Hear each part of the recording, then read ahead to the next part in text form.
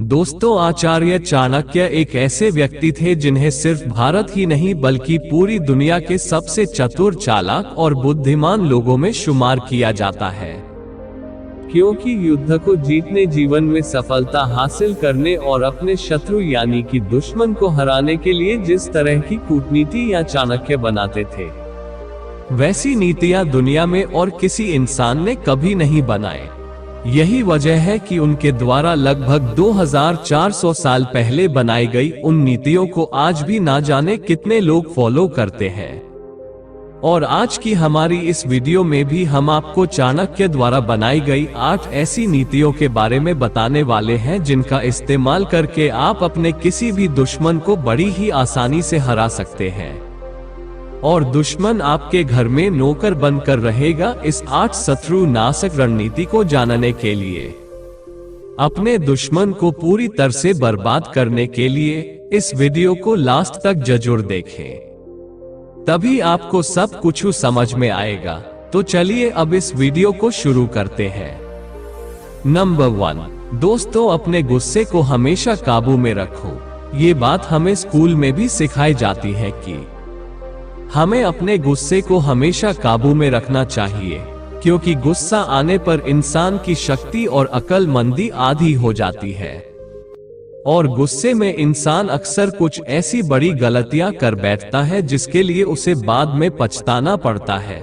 आचार्य चाणक्य खुद कहते हैं कि दुश्मन का सबसे बड़ा घातक हथियार उकसाना होता है और हमारा दुश्मन हमेशा हमें उकसाने की कोशिश करता रहता है ताकि हम गुस्से में आकर कोई ऐसा कदम उठा ले जिसका कि वह फायदा उठा सके। शत्रु की इस चाल से बचने के लिए चाणक्य हमें ये सलाह देते हैं कि जब तुम्हारा दुश्मन तुम्हें उकसाने की कोशिश करे तो अपने गुस्से को अपने अंदर ऐसे समेट लेना चाहिए जैसे कछुआ अपने शरीर को सेल के अंदर समेट लेता है।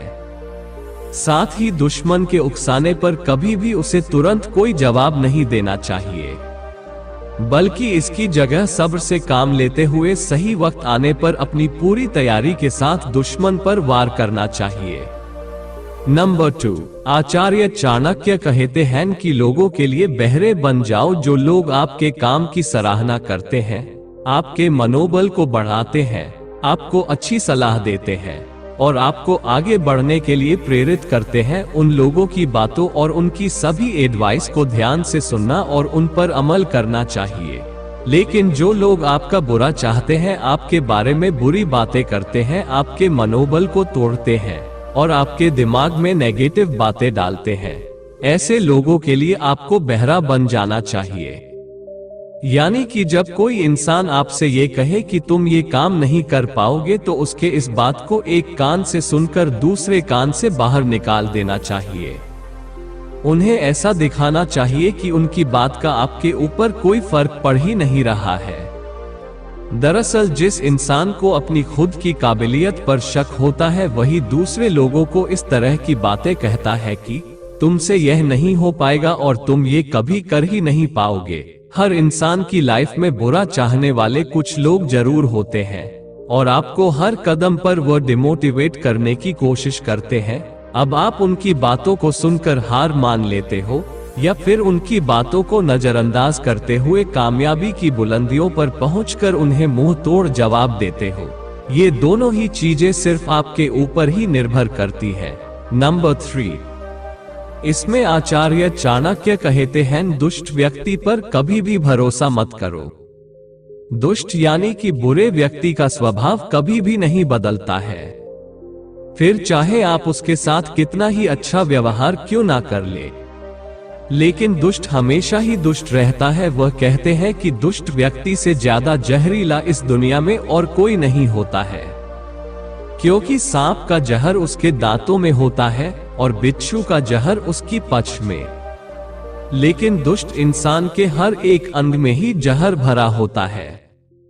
इसीलिए दुष्ट पर भरोसा करना एक बहुत बड़ी भूल मानी जाती है। असल में दुष्ट इंसान कभी भी किसी का दोस्त हो ही नहीं सकता। इसीलिए चाणक्य दुष्ट लोगों के साथ ठीक वैसा ही बर्ताव करने के लिए कहते हैं जैसा कि एक जहरीले सांप के साथ किया जाता है। यानी कि जिस तरह से जहरीले सांप के फन को कुचल दिया जाता है, ठीक वैसा ही दुष्ट लोगों के साथ भी किया जाना चाहिए। नंबर 4, अगर हाथ में जहर फैल जाए तो उसे काट कर फेंक दो। दोस्तों, आचार्य चाणक्य कहते हैं, अगर हाथ में जहर फैल जाए तो उसको काट देना ही बेहतर होता है, क्योंकि अगर उस जहरीले हाथ को ना काटा गया तो उसका जहर पूरे शरीर में फैल जाएगा, जिससे ना सिर्फ शरीर के दूसरे हिस्सों को नुकसान होगा, बल्कि इसकी वजह से उस इंसान की मौत भी हो सकती है। असल में चाणक्य ये कहना चाहते हैं कि ऐसा इंसान जो आपका बहुत ज्यादा करीबी है, उसके बारे में आपको ये पता चले कि वो अंदर ही अंदर आपका बुरा चाहता है, तो फिर उस इंसान से हमें तुरंत ही दूरी बना लेनी चाहिए, क्योंकि यही वो दुश्मन होते हैं जो कि आपको सबसे गहरा घाव पहुंचाते हैं। ये दुश्मन आपका कोई भाई, आपका दोस्त, रिश्तेदार और यहाँ तक कि आपकी पत्नी भी हो सकती है।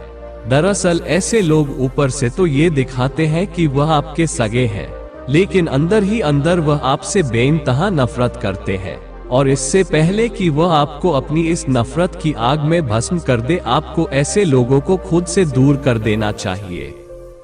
नंबर 5, आचार्य चाणक्य कहते हैं, दुश्मनों को कभी भी घायल करके मत छोड़ो। रोग, सांप और शत्रु, इनको कभी भी घायल करके नहीं छोड़ना तीनों चाहिए, क्योंकि रोग यानी कि बीमारी का अगर पूरा इलाज नहीं किया गया तो फिर वह किसी भी समय दोबारा उभर सकती है। सांप को अगर घायल करके छोड़ दिया जाए तो वह घायल होकर पहले से भी ज्यादा खतरनाक हो सकता है, और ठीक इसी तरह अगर शत्रु यानी कि दुश्मन को सिर्फ घायल करके छोड़ दिया जाए तो फिर वह अपनी इस हार की वजह से बदले की आग में जलता रहता है, और फिर वही दुश्मन मौका मिलने पर दोगुनी ताकत से हमला कर देता है। इसीलिए दुश्मन पर हमेशा इस तरह से वार करना चाहिए कि वो दोबारा कभी भी उठ ना सके। नंबर 6, अपने दुश्मनों से कभी भी नफरत मत करो। दोस्तों, चाणक्य का कहना है कि आपको अपने दुश्मन से कभी भी नफरत नहीं करनी चाहिए, क्योंकि जब कोई इंसान किसी से नफरत करता है तो वह उसके बारे में अपने सोचने समझने की क्षमता खो बैठता है, और ऐसी स्थिति में उसको अपने दुश्मन की सिर्फ कमजोरियां नजर आती है, जबकि ताकत के बारे में उसको कोई भी ख्याल नहीं रहता। इसीलिए चाणक्य कहते हैं कि अपने दुश्मनों को हमेशा एक दोस्त की नजर से देखना चाहिए, और उसकी हर एक छोटी बड़ी बात की पूरी खबर रखनी चाहिए, ताकि आप उसको हर एक कोने से घेरकर उस पर हमला कर सके, और आपके वार करने पर उसको कहीं से भी बच निकलने का कोई रास्ता ना मिले, क्योंकि इस तरह जब दुश्मन पर वार किया जाता है तो जीतने के चांसेस बहुत ही ज्यादा बढ़ जाते हैं। नंबर 7, आचार्य चाणक्य कहते हैं कि बल की जगह पर बुद्धि का इस्तेमाल करो।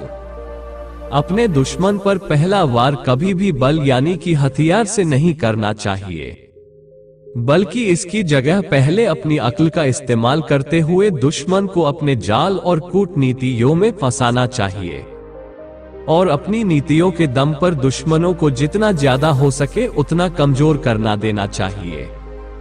दुश्मनों को कमजोर करने का सबसे अच्छा तरीका यही होता है कि उसको उन लोगों से दूर कर दिया जाए जो कि उसकी सबसे बड़ी ताकत है, और जब आपको लगे कि आपका दुश्मन अब अकेला होकर कमजोर पड़ चुका है तब उस पर पूरी ताकत के साथ वार करना चाहिए, क्योंकि ऐसी स्थिति में आपका एक ही वार आपके दुश्मन को हमेशा के लिए खत्म कर देगा।